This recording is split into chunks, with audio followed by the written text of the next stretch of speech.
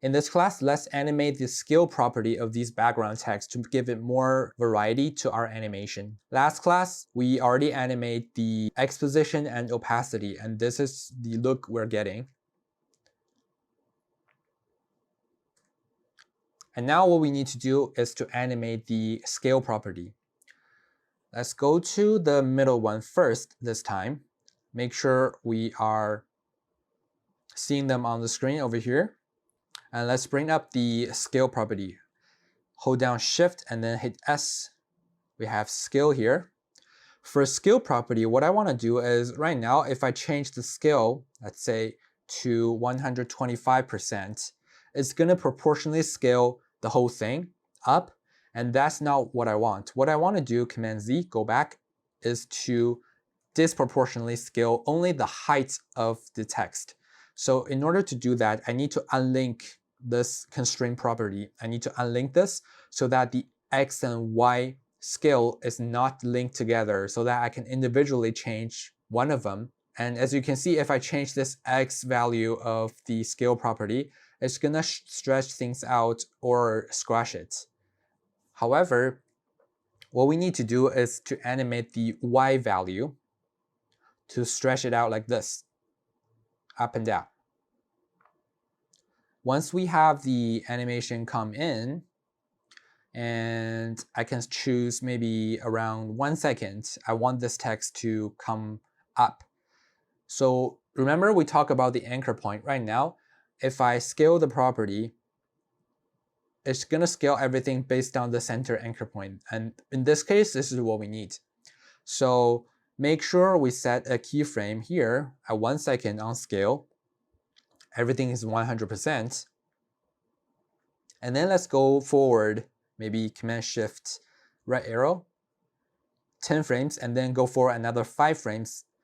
Command right arrow is for 1 frame, and then 2 frames, 3 frames, 4 frames, 5 frames. Over here, let's add a keyframe on the Y scale value. Let's change it something like this. Drag it all the way up. And that's weird enough. However, that's exactly what we're looking for. Remember, we did a overshoot on the X position. In this time, I also want to overshoot it. So basically, let's go back 4 frames maybe. Command left arrow, 1, 2, 3, 4.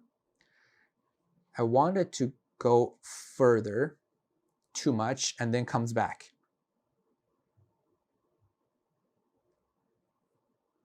Maybe further even more, like this.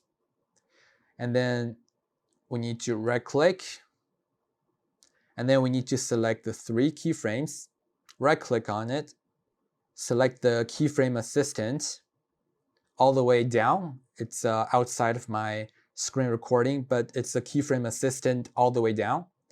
The last one in the menu, and then we choose Easy Ease. We have easy keyframes. Let's select the 3, go to the graph editor, make sure fit everything to the graph, and then I want to drag these curves to give it more energy, like this. Let's go back to the timeline, adjust it, and let's preview and see what it looks like. If I solo this layer, right now it's a bit distracting because everything is on the layer. I want to turn off these 2, only seeing the middle one here.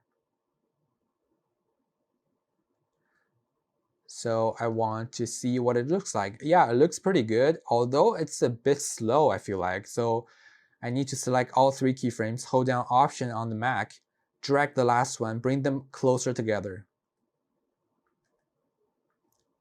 Yep, that looks cool. However, I might want to go even further. What I want to do is I want to add another overshoot.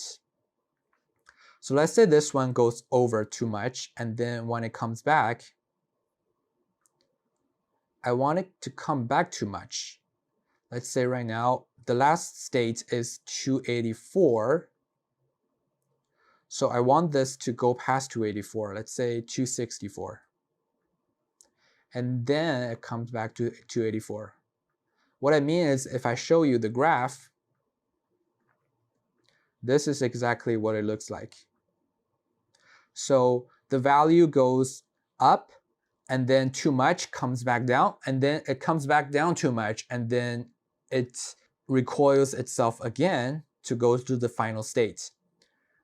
And you can see this is a bounce curve. It gives a bounce to this layer, this animation. Let's see what it looks like now. Yeah, that gives more energy. You can see there's a bounce, and you can see I only added 2 keyframes here, so it gives it a pretty good bounce over here. There's a lot of energy on this animation now. That's good. And next, what we need to do is to animate the first top one and the bottom one. I want this bottom one to shrink in the y-axis.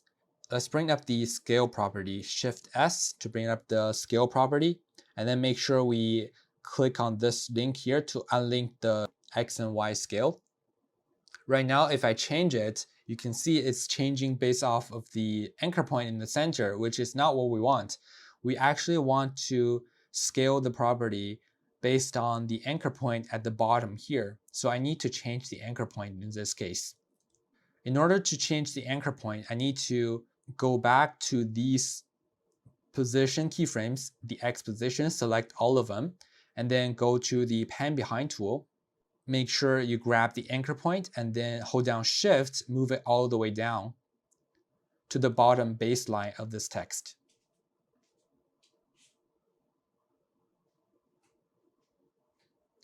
This way, you're not changing the animation that we already have, but now you can see the anchor point. If I click on this layer, it's already at the baseline of this portfolio text. And the same thing goes to the top one. Let's go back, put the timeline indicator on these X position layers, select all 3, and then make sure I grab the anchor points, hold down Shift, and then put it all the way up. And now we have these 2 anchor points changed, one at the top of the text and then the other one at the bottom of the text. Let's go to 1 second. As the scale of the middle text changes, I want the top and bottom changes with it. So I already have the scale property turned on. And then for the top one, for the bottom one, set a keyframe here.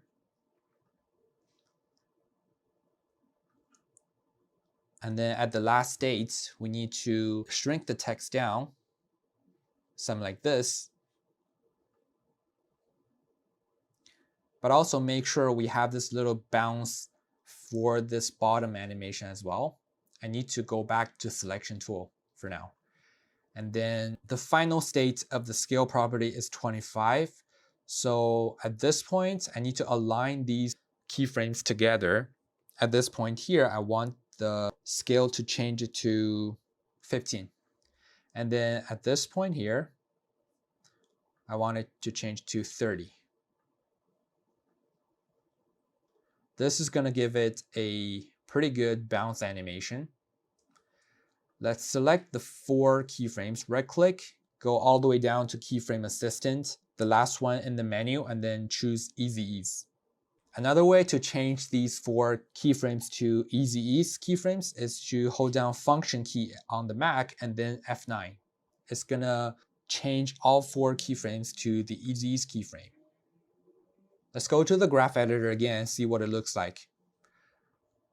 Now I also want to drag these handles to make sure I have a smooth S curve to give the bounce more energy.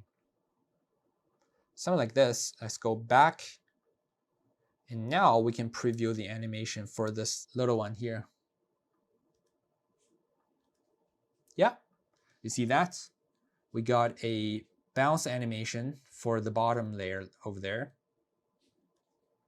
Now we already have this bottom animation here. All we need to do is just to copy and paste. Make sure I select the keyframes on the scale property, Command C, and then I need to move the timeline indicator to 1 second. Click on this top layer, Command V. Now I've pasted in the scale property animation, and let's see what it looks like.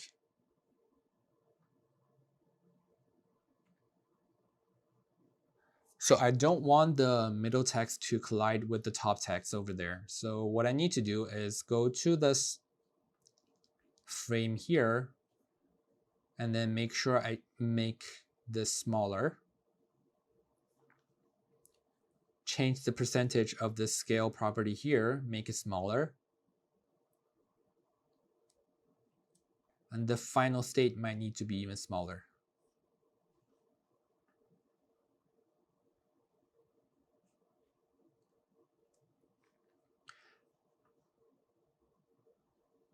And another thing I want to do is to maybe move the Y position. Let's hit Shift P on the keyboard 2 times. Make sure this Y position is moved up a little bit, so we get even spacing between these 3 lines. Yeah, something like that. There's this little bounce animation that's pretty fun.